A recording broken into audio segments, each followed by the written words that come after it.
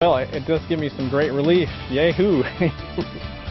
State employees claim victory after a judge strikes down Illinois' pension overhaul.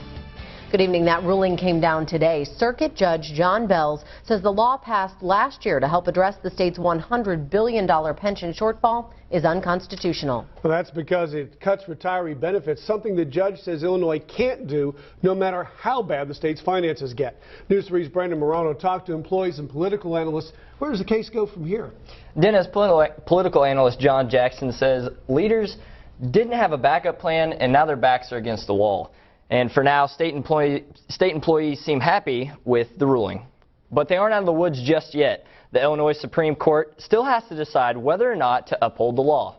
Bill Dunkel spent 30 years as a teacher and built his retirement on promises made along with his Illinois state pension. We're really counting on this stuff. So, this is food on the table. This is taking care of, my elderly mother. If Friday's ruling holds, the state will have to come up with another way to fill the roughly $100 billion hole in the pension fund.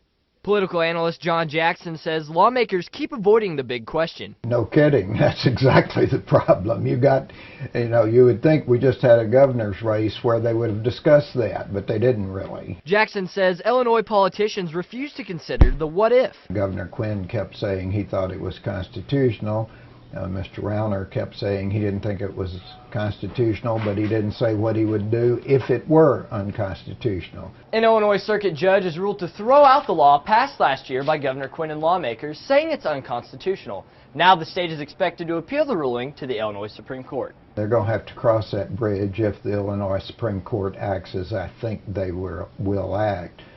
But they're going to have to come up with a plan better than what they've been able to do so far. A spokesman said Governor Quinn is confident the High Court will uphold the law. This spokesman just putting the best face on it they can put on it at what is clearly a defeat for them. The state argued in times of crisis it has the right to modify pensions, but the judge disagreed. The state constitution doesn't say except in times of crisis. It just has a blanket statement. I think it's government reform which is needed, not pension reform. It's making us state employees look like the bad guys.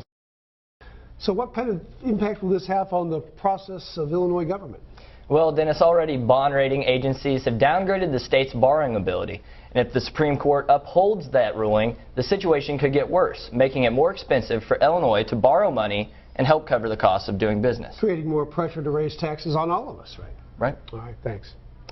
Well, Governor-elect Bruce Rauner agrees the state Supreme Court should decide the fate of the pension plan. He says he looks forward to working with the legislature to craft what he calls, quote, effective bipartisan pension reform.